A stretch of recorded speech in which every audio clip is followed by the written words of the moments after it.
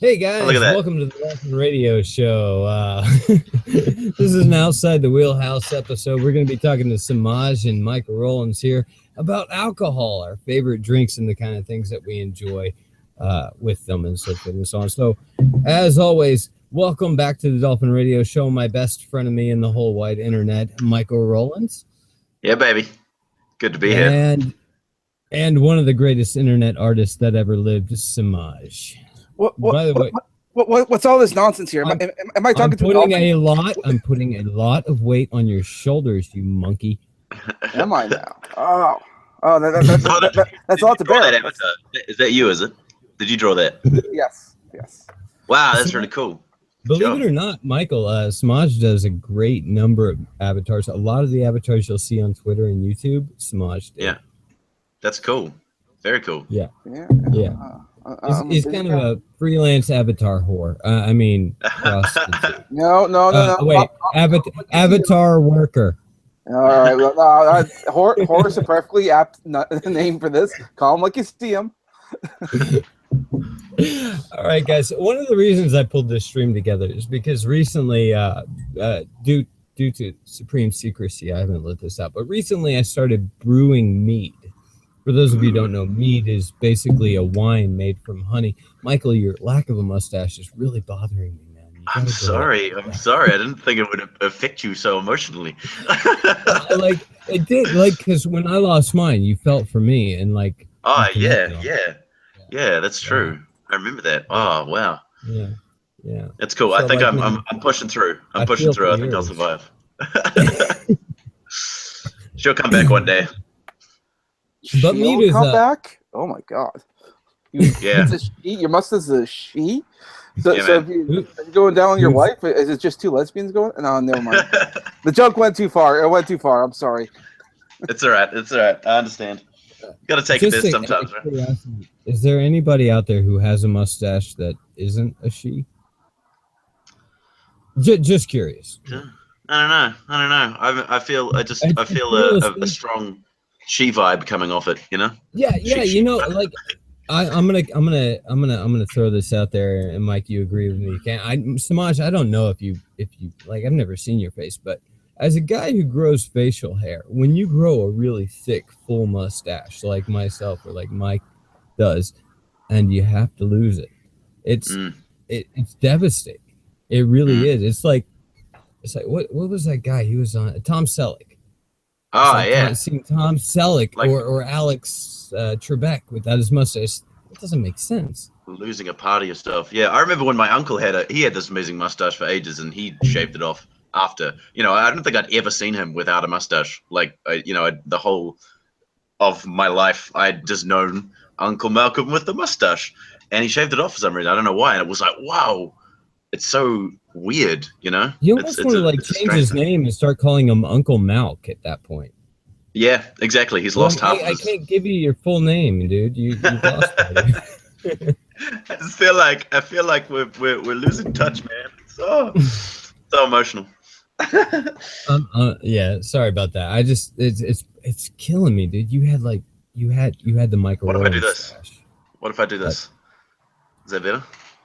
Does it look better? Do you have a Sharpie? Can you paint a little fancy stash on your finger? I'll just put just do that. I don't know. I can't. No, I ain't got nothing out here. It's all. All right, back to a more serious subject. I'm brewing mead, and Michael and Samaj are in my wonderful DM group where I will be sending mead out for you guys. For those of you who don't know, mead is basically wine made from honey. It is probably, if you're gonna start trying a hobby of brewing, I would recommend mead to be your first try.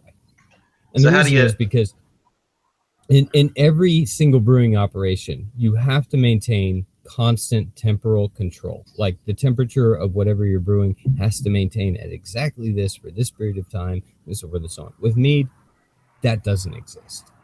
And so you can literally just drop it and let it sit for 2 months and be good. So how do you, like you said, it's a wine based on honey. How does that work? Because it's like wine normally is fermented grapes, right? The fruit that is fermented. So is the honey fermenting? Is that? Yes, it's fermented on. Well, if you look at, say, for instance, sake, which is a Japanese traditional alcoholic drink, it's basically brewed from rice, but it's compared to wine in the sense that it's like a rice wine. And what that is they use rice, water, and the sugar from the rice, which are actually carbohydrates, but.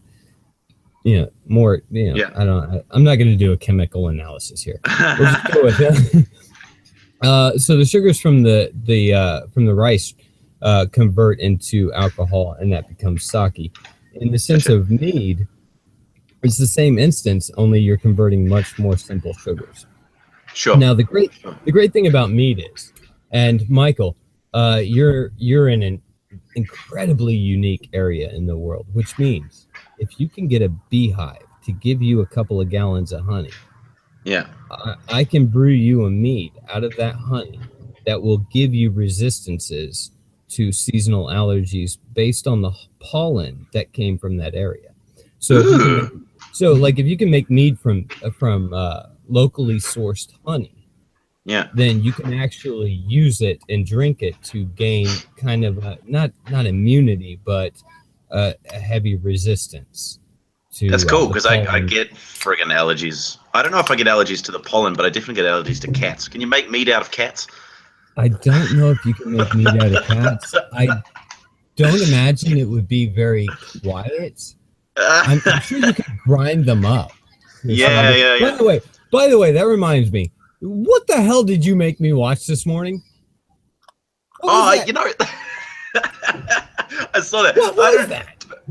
That was Tim being odd. To be honest, I didn't even watch it yet. I just liked it, and I haven't actually watched it. I need to actually watch it. I honestly believe that he's like, I'm sitting here making mead. He's over there making LSD or something. I don't know. He's an interesting chap. Him and his alpha cat. We have in Hawke's Bay here. There's a honey farm that's been kind of operating for the last forever. It's called Arataki Honey, so there's a lot of bees and whatnot around over that way, and they make really, really nice honey, really, really great, and a lot of honey products and all that sort of thing. I should actually check and see if they make mead, because I don't know. They might do, but I know if they don't, I'll be coming out with a video in about 3 weeks. That'll be basically the everything you need to know to brew your own mead. So all you'll need to do at that point is get honey and watch my video.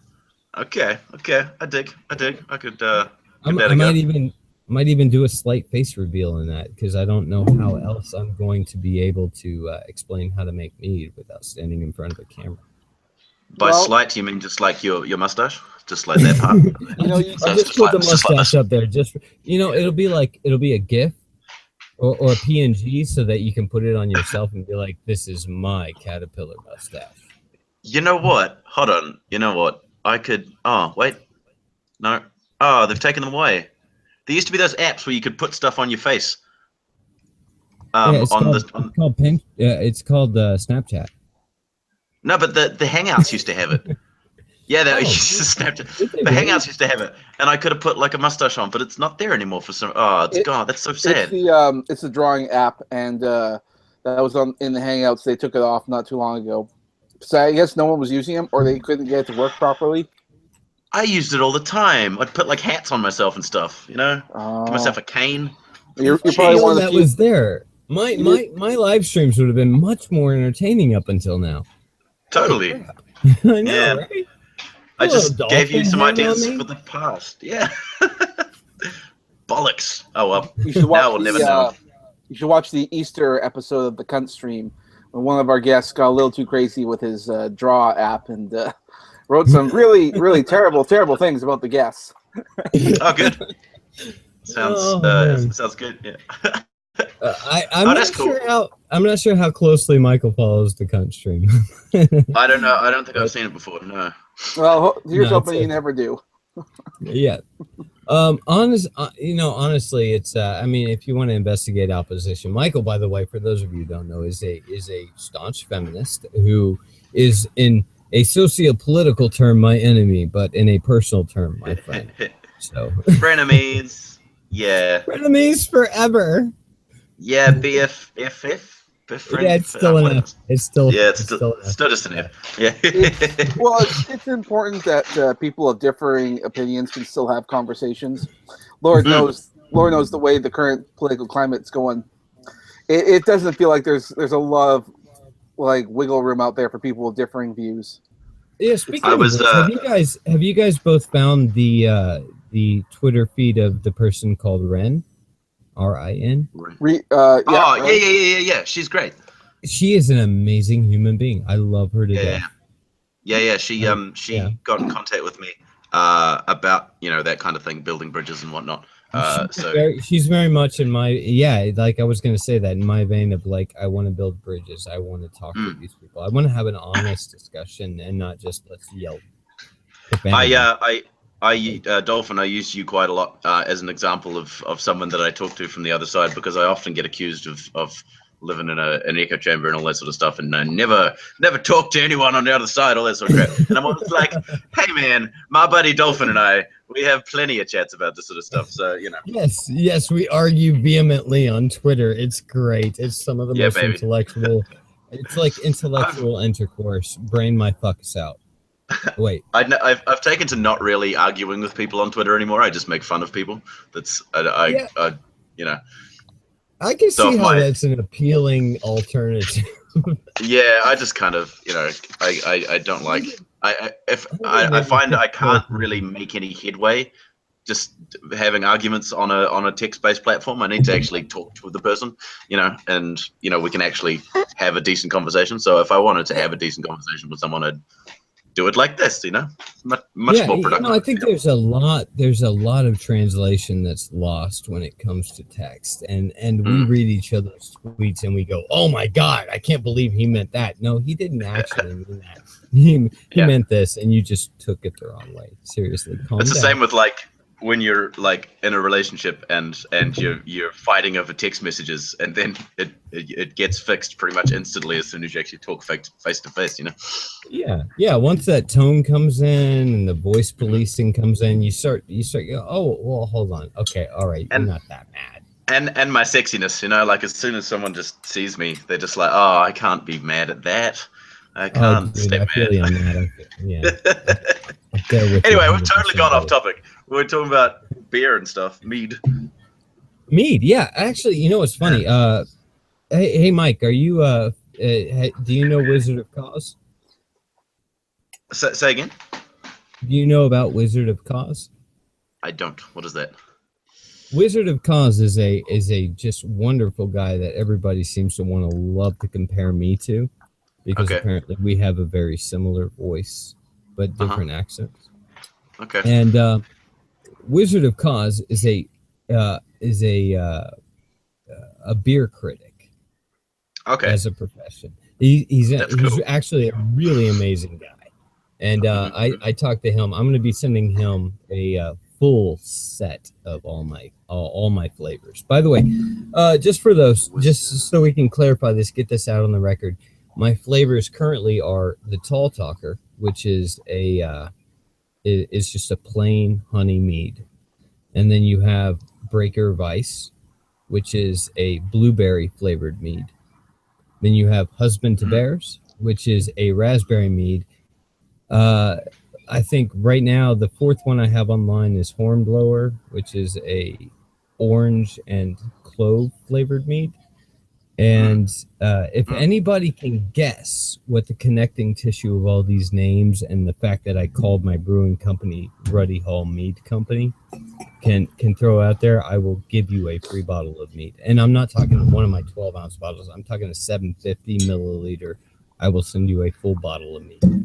If you can guess what the connective tissue between all my titles and names and shit is. They're all made of honey. Woo! You lose. I tried so hard. Critical failure. No, you didn't. I know you did. Samaj, any guesses there? No. I don't know. Is it in regards to your theme of your channel? Oh, no, it has nothing to do with my channel. It's absolutely, completely disconnected from my channel. I'll give you a clue. Ice and fire. Rosetta? It's Game of Thrones. Yep. There you go. You know what, Mike? Sorry, what were the things again? Because I say them all again. All right, so we've got the plain mead, which is called Taltek. I'm sorry, called Taltek. Wow, I've been drinking way too much mead. Tall Talker. The blueberry mead is called Breaker of Ice. The raspberry mead is called Husband to Bears. And by the way, that's a Masha and the Bear reference. If you haven't checked out Masha and the Bear and you are a parent, do it. Masha and the Bear. I have seen Masha and the Bear. Is that not awesome? Oh man, that last episode just breaks your heart and tears your soul out of your chest and makes you wish that you had a little girl instead of 3 fucking boys. Oh man, wait till they grow up and listen to this and just be like, "Oh, thanks, Dad." Yeah, no shit. I've got plenty of therapy to pay for. I know. No, I do know Masha and the Bear. I dated a Ukrainian girl for a while, and she told me about Masha and the Bear because I think it's either Ukrainian or Russian, right? Yeah, isn't that they're like Pooh, like Winnie the Pooh? That's like Winnie the Pooh for Russia. Pretty much, yeah. Yeah, it's like an old. I work with a lot of Bosnians, and I was talking with one of my coworkers about Masha and the Bear. I mentioned. Like, it took me 2 seconds to say, hey, my son really likes Masha and the Bear before my coworker looked at me with like this crazy look in their eyes and they were like, Masha's a bitch. Poor Masha. What did Masha ever do to anyone? She terrorizes that poor bear. Come on. Yeah, I suppose she does. Yeah, I suppose she does. Is it Marsha or Marsha? Because for some reason I'm thinking I'm thinking the spoiled girl from the Brady Bunch. I'm like, is she based on this little girl? Because she used to be on the bitch in that show. Masha and the Bear is kind of like Russia's version of Dennis the Menace, where the bear is Mr. Wilson. Yeah, the poor bear. Poor bear. I've only seen a couple of things, but I know what you're talking about. It's All right, Michael, I gotta ask you. Yeah. Have you seen the one where Bear finds a piano in the woods? I don't know if I have. I don't know if I'm as well versed in Masha and the Bear as you are. Well, with 3 boys, one of which is obsessed with Masha and the Bear. I've seen all the episodes. Yeah. Like, have you guys seen the newest Rick and Morty episode? Yeah. I have not. Yeah. But if you haven't noticed, Samaj is pretty much a Rick and Morty lookalike. Yeah, I saw that. I thought that's fucking great. I love Rick and Morty, man. It's just the greatest. My favorite, one of my favorite bits, when they go to the Purge planet and they land the ship to go and they take the girl to the little hut or something like that, and then you hear some gunfire from inside, and she comes out and she's like, get out of the fucking thing, and Morty's like, oh god, and then he goes inside and Rick's laying on the ground and he's like, she tried to purge me, Morty. She shot me in the liver. It's the hardest working liver in the galaxy, and she shot me. And Morty's like, oh god, it's so good. It's and then Morty just goes on this crazy blood rampage. Like, he just goes crazy and starts just fucking. He's like, I'm purging everyone.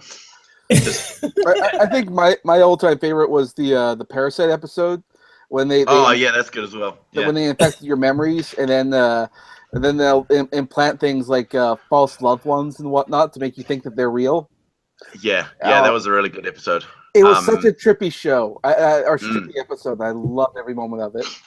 Yeah, I like the ones like that. The other one, which is the Unity one, where they have this Unity, which takes over an entire planet, and Summer's all like, oh, it's dumb because they don't have any free will of their own and stuff, and the Unity's like, we're happy now, blah da da da da, and then the Unity kind of breaks at one point, and it goes back to this, like, all the people just start fighting each other because they have like different nipples. Like one of them's got like pointy nipples and the other one like cone nipples, and so they start like this race war over like nipple types. And Summer, the sister, she was there freaking out, and there's Morty going, "Oh, Summer, your first race war. Oh, that's cute." Yeah, that's right. So good. For the record, I'm busy laughing. I can't respond to this shit. It's so good, man. It's such a good show. Well, the other thing about the show is it's such a good science fiction. And we haven't seen sci-fi like that in a long time. And that's one of the reasons I'm so drawn into it. The second reason, it's funny as hell. And the third reason, it's actually almost a horror. In so many ways, it's a horror. There's so much bloodshed and death. So beginning of the horror, man. Don't even play. Do you know if it's true? Like I heard a rumor that Justin Roiland gets drunk when he does Rick's voice, and that's why he's burping all the time and stuff. He's drunk by the end of it because he has to. He'll drink this really cheap beer that also makes him really gassy. So every time he records, they record Rick's lines last because he knows he's going to get smashed by the end of it. And then so funny. And then when he gets really drunk, he says, "Okay, now you got to do an ad read. Make up some crazy ads."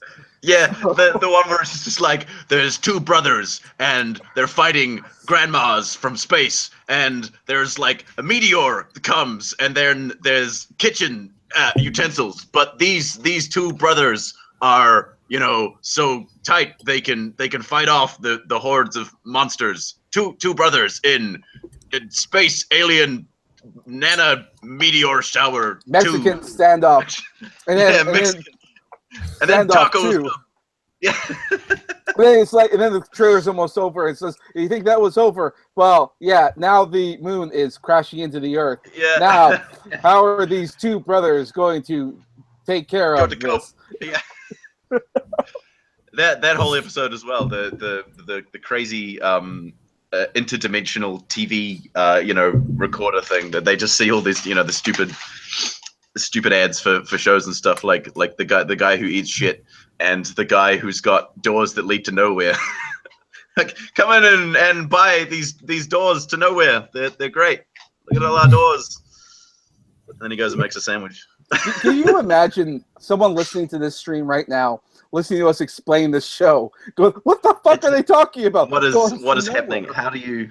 Yeah, I always, whenever I try to explain Rick and Morty, honestly, hold on, Mike. You guys don't really have to imagine it too much. I've never seen a single episode of Rick and Morty, and I'm fucking laughing my ass off. Dude, you have to watch it. It's so good. I think I've already told you this. I'm gonna do that like tonight. From the point I latch my son on from that point on. I'm just gonna fucking just straight up. Morty, I made a bomb, and we're gonna start everything again. Oh, I don't think that's a good idea, Rick. Oh. All right. You're crazy. It's good, Morty. We're gonna purge the planet. We're gonna make it like Adam and Eve. We're gonna start up a new Earth. Oh, it's gonna be good, Morty. All right. We're gonna go pick up your little friend Jessica, and you two can like be Adam and Eve. You don't have to worry about me, Morty. I won't touch her. I'm not that kind of guy. Sorry. I haven't even talked to her, Rick. It's just so anxiety inducing.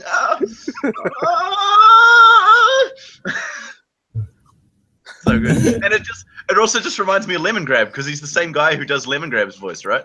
Justin Roiland. Yep, it's him. There's a strange fabric between that show and our show that was going on called Gravity Falls. I love Gravity Falls. Yeah, I watched that as well. If you don't know this, but Gravity Falls actually has a couple connections to Rick and Morty. Okay. One of which being is, if you've seen Gravity Falls, you know that Stan. He makes this portal underneath the Mystery Shack and all that, and a piece of debris hits him as stuff gets sucked in there. And one of the things he drops is this notepad and a mug with a question mark. In the episode of Rick and Morty, when Rick and Morty being chased by the Council of Ricks, in one of the many portals they opened up, the mug and notepad come out. Yeah. I knew that. Yeah, totally. Yeah, and the other reference is like when the parents go in for counseling, on the computer monitor is Bill Cipher. Oh wow, he's that's cool. Yeah, so it's really quite something. I love the connections. And then the third connection is Pendleton Ward, the creator of Adventure Time. Apparently, he's supposed to be somewhere. I don't know where. I heard rumors, so I have to look into it. But all these shows are interconnected, so because they're all buddies. Yeah. True story. Mm-hmm. That's cool. Yeah, I love Adventure Time. I've got Adventure Time tattoos. Like, hold on. There's one. Oh, you got Jake. This yeah. is the other one. Cool. Yeah. I like Adventure Time quite a lot. Adventure Time I've actually seen. I feel like I can actually contribute to this conversation finally. I just finished watching on my own show. Episodes. Yeah. I know the freaking nerds are going off talking about like some sci-fi mumbo jumbo shit. I feel like a Trekkie at a Star Wars convention. I read something really funny the other day.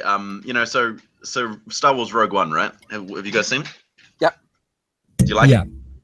Okay. It's all right. Okay, so in the end there's the final battle thing going on, right? And then Darth Vader sort of comes and fucks everyone up, and it's awesome. So, some people were asking, well, why didn't Vader go down onto the planet where all the shit was happening and just fuck everyone up and just kick some butt, right? And I was reading a thing, and this person said, of course he didn't go down onto that planet. Are you crazy? Have you not seen the prequels? The bit where he's with Padme and he's saying, I hate sand, it's rough and it's coarse and it gets everywhere. You wouldn't go down to that planet because it's just a fucking beach planet. The absolute worst, the worst dialogue of the entire second movie. Explains it. Totally explains it. Yeah, that scene, man. It's like, what were you thinking, George? What were you thinking? I don't think George was thinking on that. I think that was Disney. No, Disney didn't do the prequels, did they? Of course they didn't. No. Oh, no, but they banked off of them. Come on. It's rough and it's coarse and it gets everywhere. Like the worst dialogue of any Star Trek or Star Wars movie. God, just really good small talk, right? It's just how to get anyone gushing. Someone said that to me, I'd just be like, "Bo, ready to go. Let's go. Come on, let's do it." Oh jeez. We're not that obsessed with Star Wars as you might think. I'm not as obsessed as some people are. But I do like it. It was a huge part of my childhood. It was always on TV a lot of the time, and so I watched it a lot. And so, I have a certain affinity to Star Wars. No, I get it. Don't get me wrong. Like, Luke Skywalker is the shit, but to me, Picard will always be the man. I still haven't watched Star Trek. I've been trying to get there, but I haven't got around to it. Oh man, I know that sounds sad. Man. Yeah, it's something that's like the red in the pill that you're avoiding. I talked to Steve about it because he's a big Star Trek fan, and we were trying to find a place which would be good for me to. Yeah, he's a huge Star Trek guy. Really? Oh my god, dude! Like, you know what? I really, really, really at this point want Steve on my show just to talk Star Trek. Yeah, it would be cool, wouldn't it? No, I totally get why he doesn't do it. I totally get why he doesn't. Did you see the thing? Did you see that shit that happened with him? Because he was going to be going on someone's show. Another friend of mine, Aztec. No, actually, I think it was Sean McNeil's show. That was the thing. And the whole shit with Sean McNeil went down. But Steve was going to be going on his podcast and having a chat and stuff with all these kind of antis, and I was surprised by that because normally it's not Steve's thing, but he kind of was going to do that. He avoids it. But then, so he was going to be going and doing this thing, and then Sean pulled all this bullshit that he did, threatened to dox me, and then Steve was just like, "Hey, no, I'm not okay with you threatening to dox my friend." Whoa. Somebody's going to dox you? Oh, did you miss all that? There was this whole drama with yeah, I didn't see that at all. Like, all right, hold on. Let me state my personal position on doxing. If you dox somebody, you're a fucking asshole, and you're look. In my opinion, there's this thing called the Ninth Amendment. I'm a little meated in, but the Ninth Amendment basically says your rights end where everyone else's rights begin. And Sure. because of that, if you dox somebody on the internet, you're violating their right to privacy. Yeah, no, I totally agree. I think it's a deplorable practice as well. Unfortunately, some people don't seem to take it so seriously. But I mean, what kind of happened was I've had Sean blocked for a long time because I can't stand him. He's an improper piece of shit. But he came up on a like on Facebook. I was on a, like, Kevin Logan had linked something, and Sean was on there, and I decided to poke him a little bit. He said something stupid, and so I gave him a bit of a poking, as I do, because I'm a hilarious, crazy person. And so I did that, and eventually it kind of kept going and going and going, and then he threatened to dox me. He said, "Oh, I've got information on you, and I'm keeping it in a little folder, and you better be careful because I'll dox you." And I was like, "Okay, you're done." And so I blocked him on Facebook as well. And so then I kind of told people, in my Twitter feed and stuff like that about it. And Steve obviously saw that just before he was about to go on this hangout with Sean, and was like, "Nah, I'm not okay with you threatening to dox my friend. I'm calling it off." And that's when Sean then threatened to dox Steve, and it was just this big mess. So For the record, I'd like to say to Steve Shives, if he's listening, if by any chance he happens to hear this, you're always welcome on the channel. I will more than likely open up a space for you to have the opportunity to talk about something that's not feminist.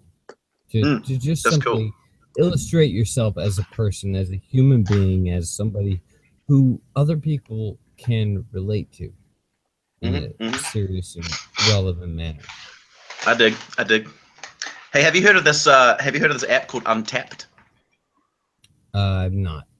No, never heard of it. It's like a social media app for beer drinkers, right? And so you drink a beer wherever, and then you go onto your Untapped app and you find the beer on there, and then people have rated it everywhere else, and you can rate it as well and leave ratings.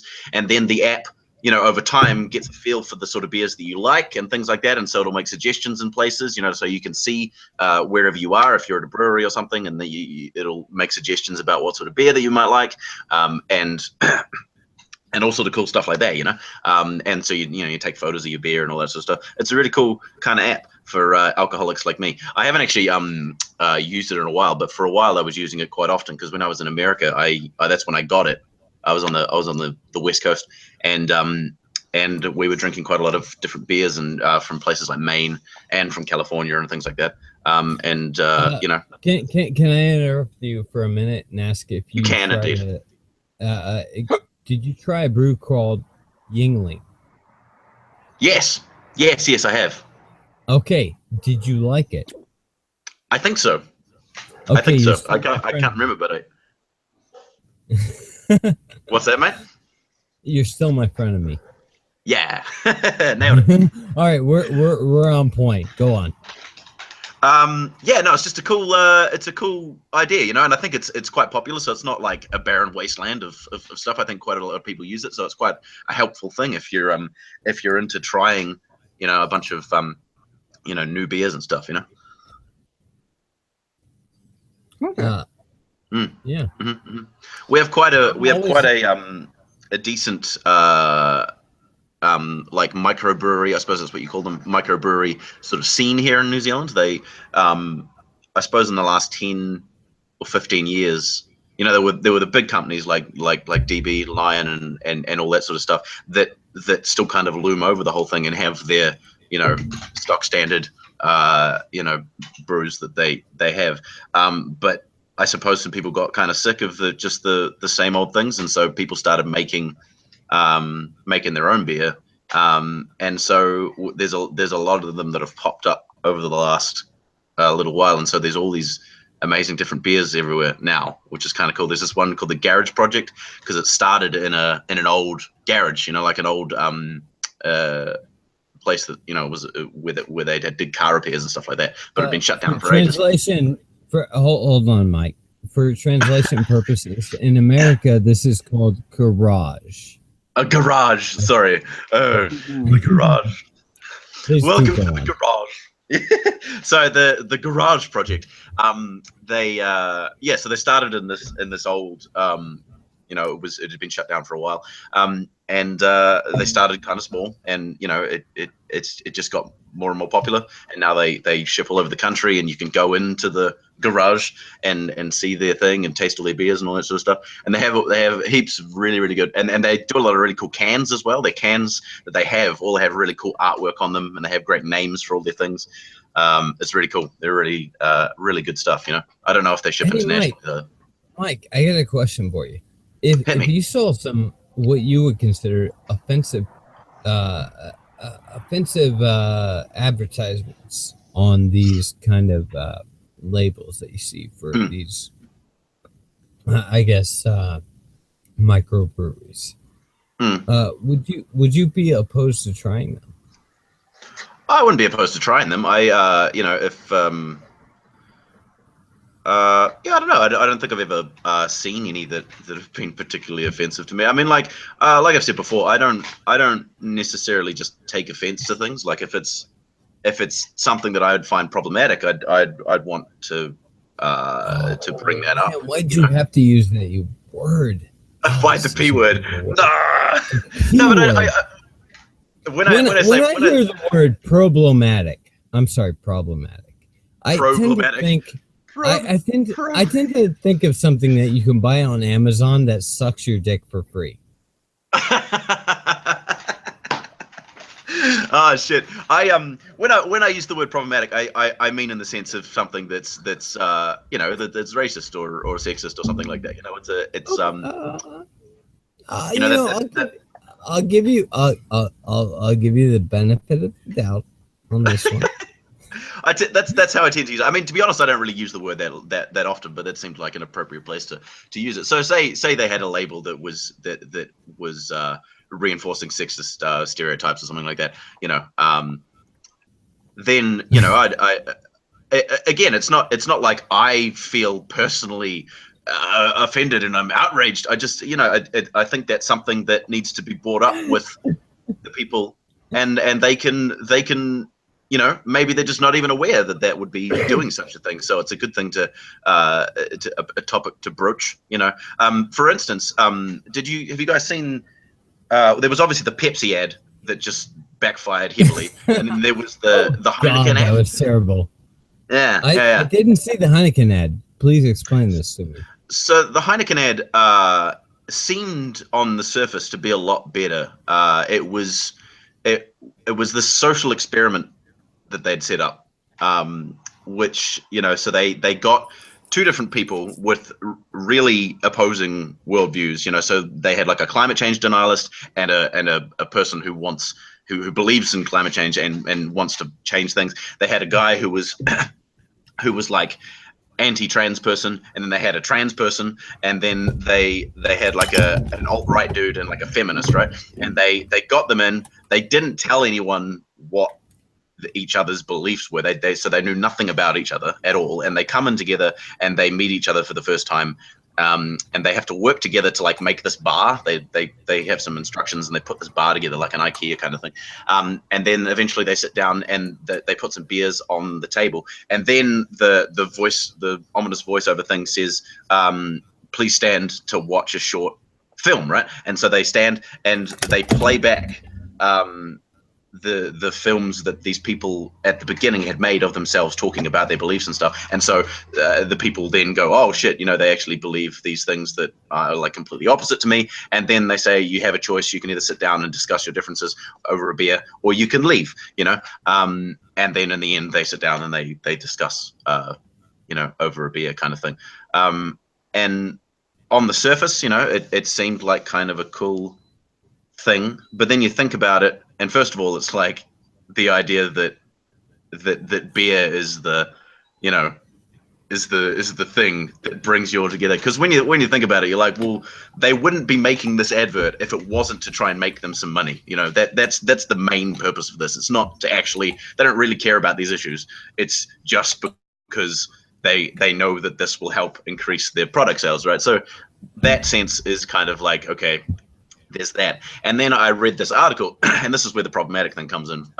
What I was trying to, the example I wanted to give is I read an article by a trans woman who outlined, who painted this picture of what it would be like for the trans person in that situation. Basically, someone who's gone through their life, been in the closet for so long, been really, it's being such a difficult personal process of coming to terms with one's transness and then transitioning or not, and having to deal with, anti-trans bigotry and all that sort of stuff throughout your life, and then being put into the situation where you're like face to face with you're basically trying to humanize someone's, hatred towards your identity, and knowing that them going away and kind of being, whoa, it's all fluffy, and the bigoted person isn't that bad, and you have,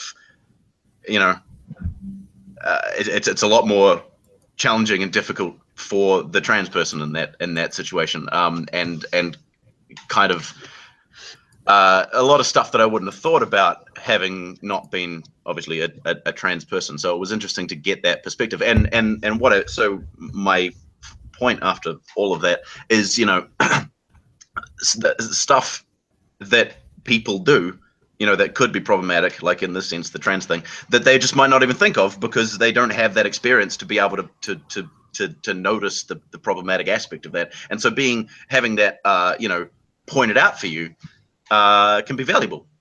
So that's kind of why, or what I feel like that situation helps, if you get my drift. I kind of follow along with your drift. I don't necessarily get your drift, buddy. I love you. I really do. But I don't agree with you. Fair, cool. That's all right. I should send you the article because it's it's quite an interesting read. I mean, it's really short. It's just it just kind of outlines, so you could watch the ad and then kind of and read the little thing. It's It doesn't really affect me that much, only because ads have always done something like that. I mean, whatever the trendy thing is, then that's what they'll incorporate. That's just the way. That's just the nature of ads. Expecting an ad to not do something like that is kind of like expecting a mouse not to eat cheese. It's just not something that's going to happen. Yeah, I'm on board on this one. I mean, I got to say, like, advertisements to me are very arbitrary at best. They're basically trying to sell you something. Of course. And and this goes on the political, the sociological. It comes on every level. You're trying to be sold something.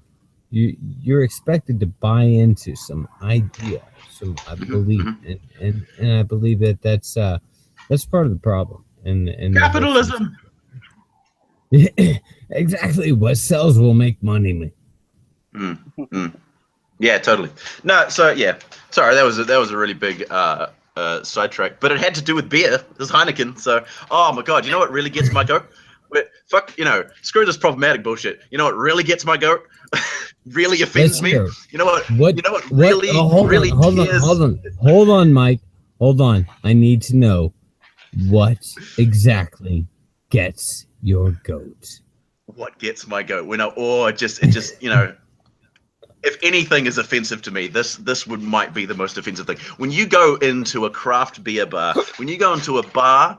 Hold on. Don't talk about craft beer yet, man. Let's ease into this one. I'm easing. This is totally easy. Buddy. This is totally easing. Trust me.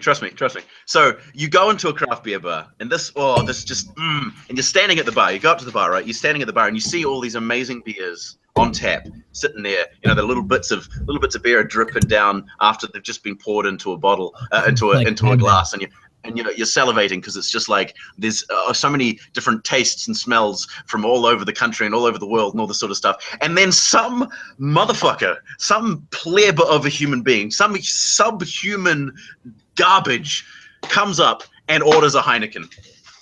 Oh. Don't you just want to kick a motherfucker? I just can't. I can't do it. I'm just not. I'm like, and then I flip the bar and I punch him and I run out. I'm just like, no, get out of here, you. All right. We all know Foster's is the ultimate beer of Aussies. What is the ultimate beer of the New Zealanders? Tui beer is the New Zealand beer. Tui. Yep, it's Tui. Tui is a bird. There's a bird here. They're a very beautiful bird. There's not near the moment, but they make this. They make a very beautiful sound, and they have a little white thing under their necks, and so they're kind of a native New Zealand bird. Tui, spelt T-U-I, there's a beer made in Mangatanoka called Tui, and it's supposedly an Indian pale ale, an IPA, but it's not. It's just kind of swill, but it's all right. It's New Zealand lager, I suppose, would be what you'd call it. All right, I'm having a hard time pulling up Mangatanoka. Mangatanoka, I'll find it for you. Hold on. Tui brew. Yeah. Give me a screenshot to go with. Here we are. Mangatanoka. That's it. Just sounds interesting. Doesn't quite roll off the tongue, but doesn't quite not leave an impression. Yeah, dude. Everything in New Zealand is amazing. Like everything in New Zealand is based off of what was here and what will be. It's beautiful. It really is. Okay, here's my screen share of the Tui. Can you see that? Yeah. You know what? Go on talking, Mike. So this is Tui. Here you go. Tui East Indian Pale Ale. That's the classic looking Tui. So you can see the bird here on the. This is what the bird looks like, and so it's kind of a cool design and all that.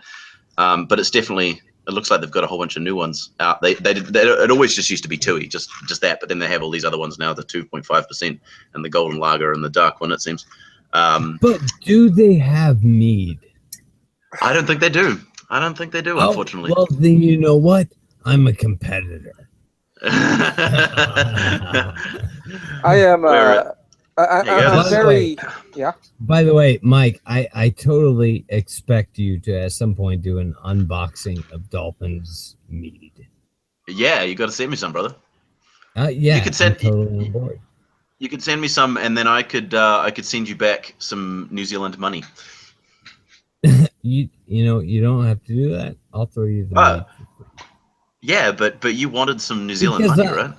But honestly, I do. I'm a big fan of the concept of money versus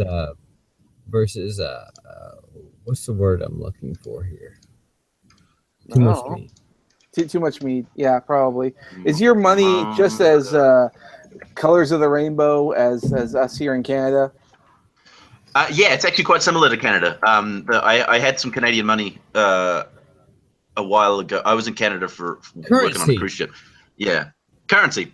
Yeah. Currency. That's the word I was looking for. Yeah, do I have? No, I thought I had some Canadian currency here, but I don't think I do. I like your guys' money though. We have that same kind of plastic paper stuff going on. Yeah, the kind of money that won't disintegrate in your laundry. Yeah, that's right. I can show you. I can show you where Mangatanoka is as well. Every freaking Dolphin Radio show from here on out. You guys are fucking hilarious. Yeah, baby. Together. Wow.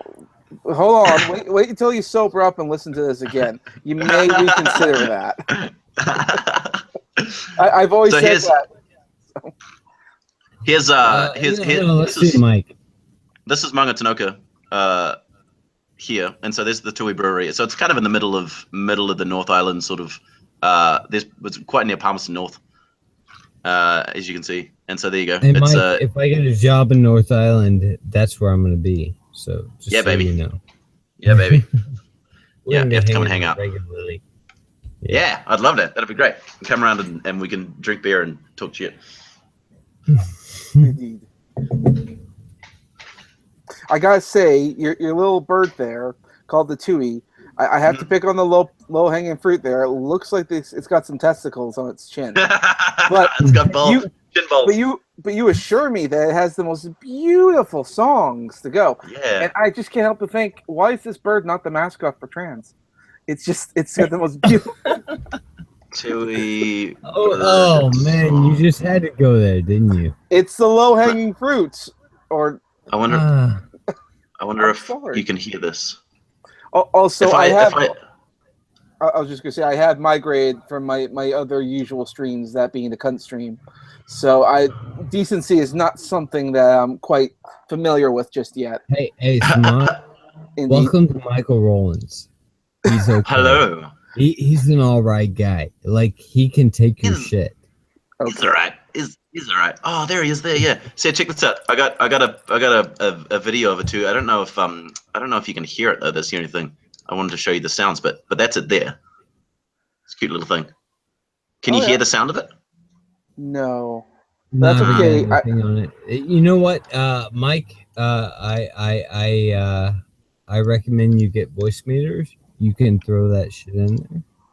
Okay. You can, okay. Connect. Yeah. Have you got voice meter? Maybe. I have my my USB interface. And usually I could do something like that, but you know, when I was doing the streams before my channel got the strike, I was using OBS Studio, and that was what I was doing live streams on, you know. But I don't know how to bring people into that. That's the only thing. But it's really good for doing all that sort of shit. You know, it's a really cool little broadcasting tool. I recommend checking it.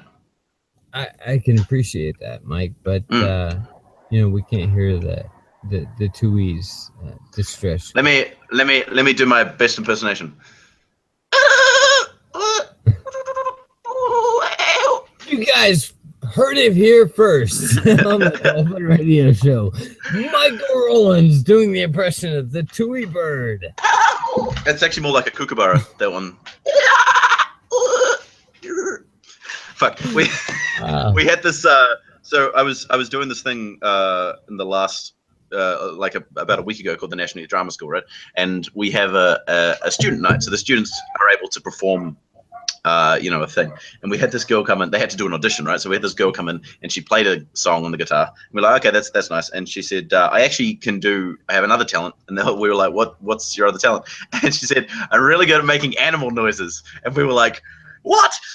And so she's like, okay, just name an animal. And I'll do it. And so I was like, okay, a dog. And so she made this great dog noise. And then she did an amazing horse, which was great. And then she did a zebra. And I was like, I didn't know that zebra and horses had a different sound. So there you go. And so we got her on the stage. Welcome to reality, my liberalist friend. Zebras and horses, not all that the same. Speaking of very different. Speaking of reality, you guys hear there's a potential writer strike going on in Hollywood? Oh, really? Why? No. What over this time? Oh, it's probably over things that the writers don't get paid for. Like they'll something about like they'll write a script for a certain scenario, and if it gets used in the movie, they get paid for it. But if they use it strictly for commercial ads, they don't get paid for that or something like that. It's one of those many things. And that's how they were able to circumvent certain ads, to be like, because if you see an ad like, oh yeah, that was a really cool commercial, and they realize a writer, you know, didn't get paid for that ad. So that was the one. Yeah. So advertising was one of the things that they're like, we're not getting paid for our work. Let's be honest. Advertising is mostly an entire industry that's designed to specifically steal the money and ideas from young people. Indeed. So, but that was just one of the other aspects. I'm sure there was others. I can't remember. But if we remember the last time there was a writer's strike, that's when we had an epidemic of reality TV. Oh, God. And if it happens again, you're going to see a lot more. And a lot of other people are like, yeah, this is going to suck. Because also, they're still working on those Marvel movies.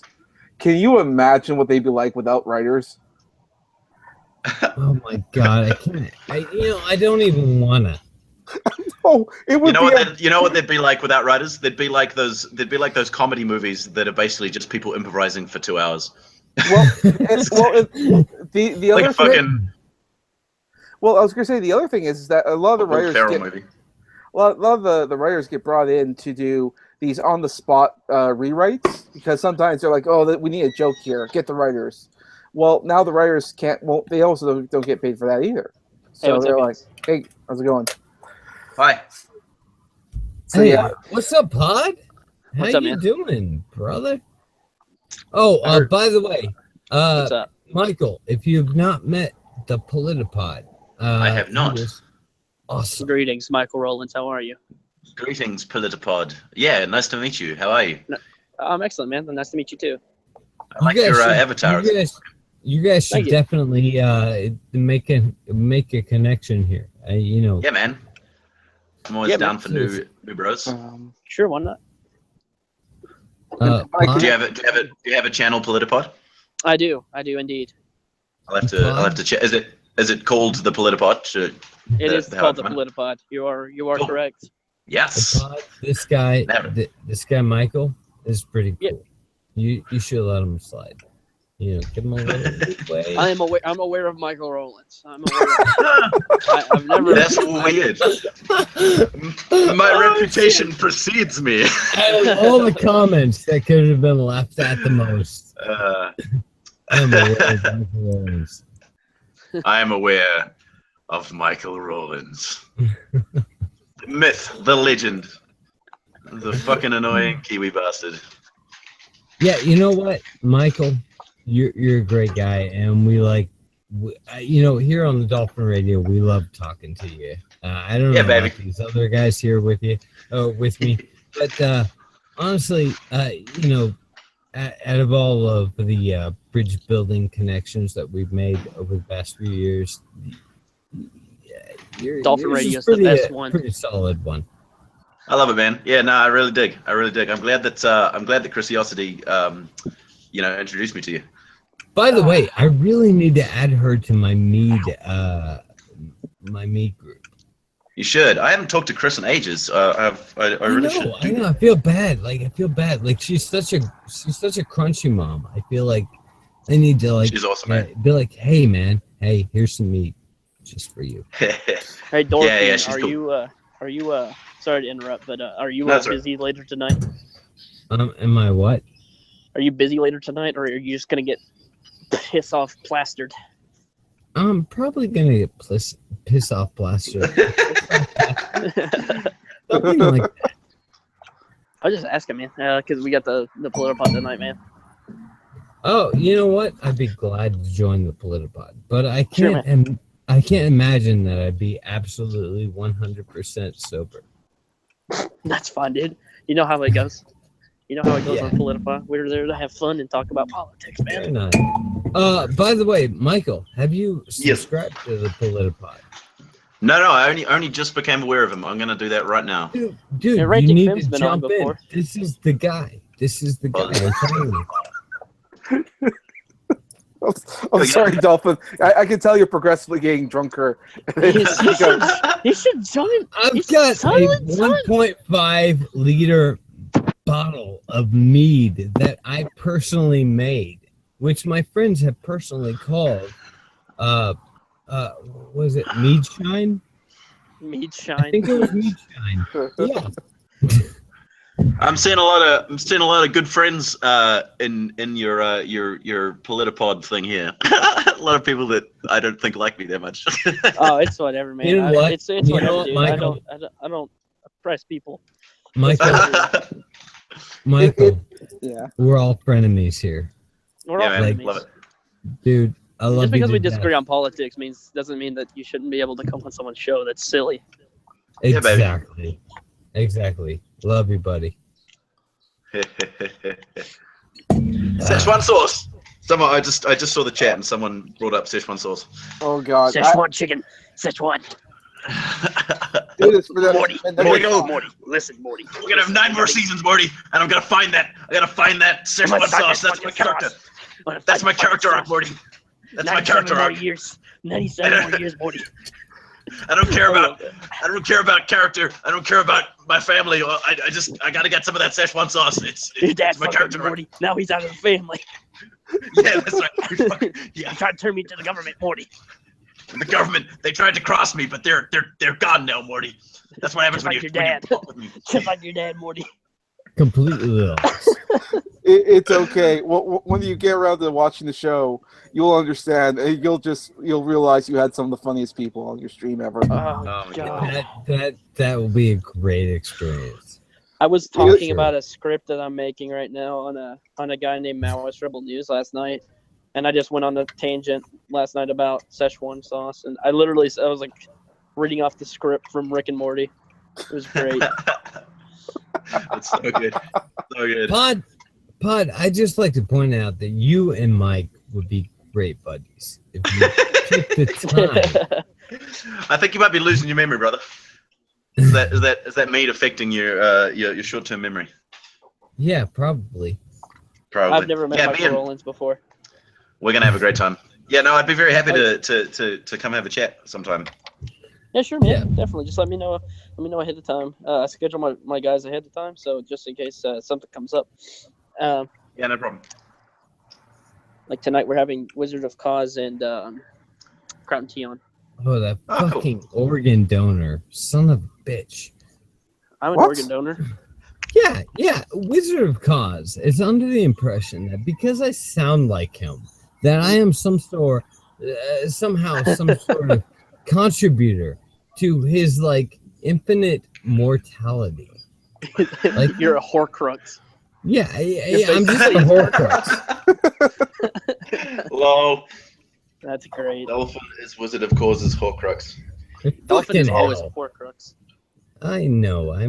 Does that mean that Dolphin Radio is really, really hard to kill? Yes, that's exactly what it means. It means Okay. you have to use a blade on it made of pure tanzanite. Yep. Okay. Yeah. Okay. And you have to Okay, plunge I'll it find deep. We here in deep the into Dolphin its Radio juicy tend to center. believe that this is all nonsense. Love me some Harry Potter. Man, I'm For the trying to record. think of like what I want to eat, but there's like so many choices.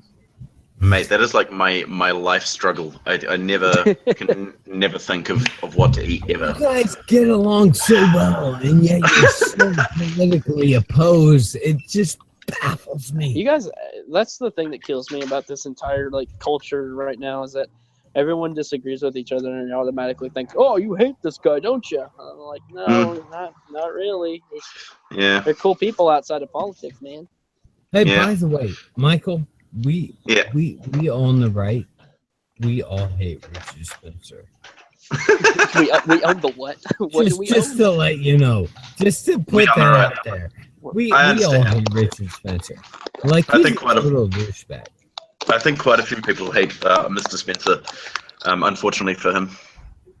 Except for what's her face? I just saw she did a stream with him. Who was that? The roaming millennial Romy Millennial did a one with what? with Richard Spencer. When was As far as I this? remember, I it don't was like last remember night. this. I think. Was it? I think it was roaming millennial. Roaming. I saw that Dolphin blocked Beyond Sadness, and now I'm sad. What's that, mate? I said I saw that Dolphin blocked one of my buddies from the army. I guess it's because he was spurging on him or something again.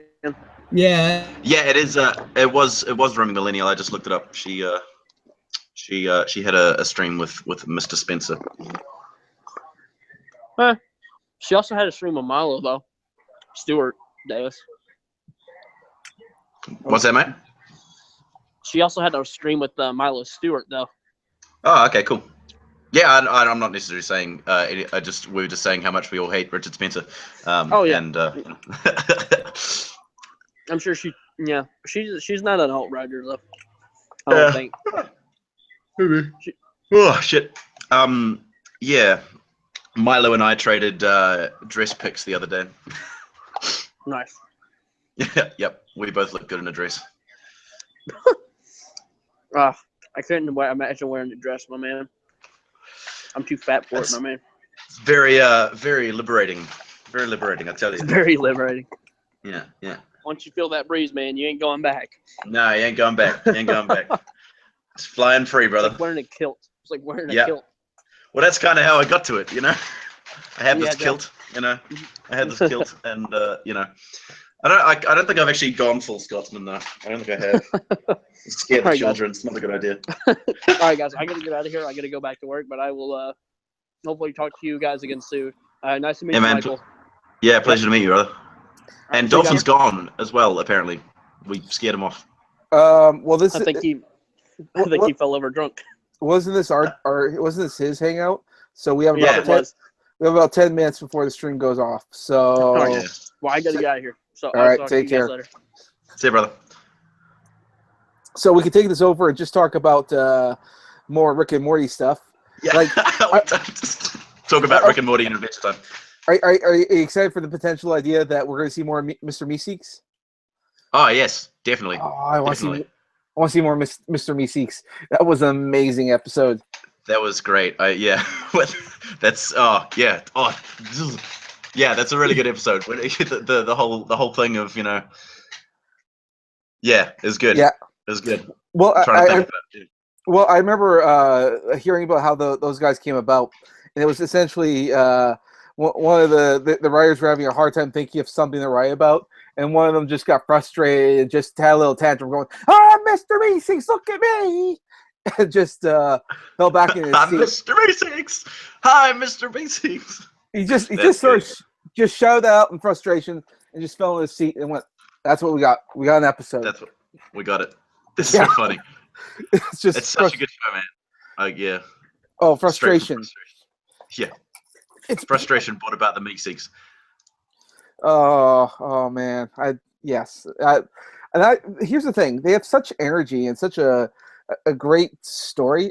I don't know if they're going to be able to keep it up though. I think they're starting to get worn out. Do you reckon? I loved the new episode. I thought it was so good. Like the whole way that Rick it just is such a badass. Like ridiculous. Because I was like, I don't know what's going to happen. How the hell he's stuck in this prison? Okay, and just amazing. It was just a fantastic, really, really good episode. And I liked the callback to the initial pilot. The whole yelling at Morty in the garage thing. Yeah. And just like the random shit, like the Szechuan sauce thing. That's just Well, I remember like with the first episode, it's because those seeds were in Morty's butt, and then as they were, they gotta go way up your butt, Morty. Way up your butt, and then they go to the thing, and the alien guy's like, come on through. Except you go over there, and Rick's like, why does he have to go over there? And he's like, there's a new machine. It detects stuff way up your butt. So good, so good. Well, when he had his first little meltdown because Morty just sort of collapsed and he's just shaking on the ground. Yeah, I was like, that was just for laughs. This time around, like season 3, the first episode, he's on Morty's like shaking with fear at this point because here's Ricky. You see, he's just fucking evil. I did this to get rid of your father and all that stuff, but then there's all that inspirational music being played in the background. And that's right. Yeah, but he's saying the most awful, terrible things. He's a horrible monster. Right? Yeah, here's a bit. Is a bit. It's It actually kind of because in the last season you kind of thought that he did it for his family. He went to jail for his family, but then it turns out no, he didn't. He did it to topple the intergalactic government, which is just like holy shit. He's a bit of a monster. Well, he did it to topple the government, but also to get rid of Morty's father. Just like done. Oh, geez. I wonder what's going to happen to it because I like Chris Parnell, the voice actor for Morty's dad. I assume he's still going to be around. Just Well, I like that the father left by his own choice, just because, to be honest, I think that the mom is kind of a bitch, mostly because it's a bit of a weird relationship they have, eh? Well, we've seen from examples that the family does pretty well by themselves. As soon as you apply Rick, they don't do that well. Like, look at the episode with the Cronenbergs, in season 3. Yeah. They go back to the world. Yeah. Well, they go back to Morty's original world and their dimension, and looking at the father, and he's a fucking badass. Yeah, without Rick being around, right? Yeah, he's actually really good, but when Rick's around, he's not. And I think there's a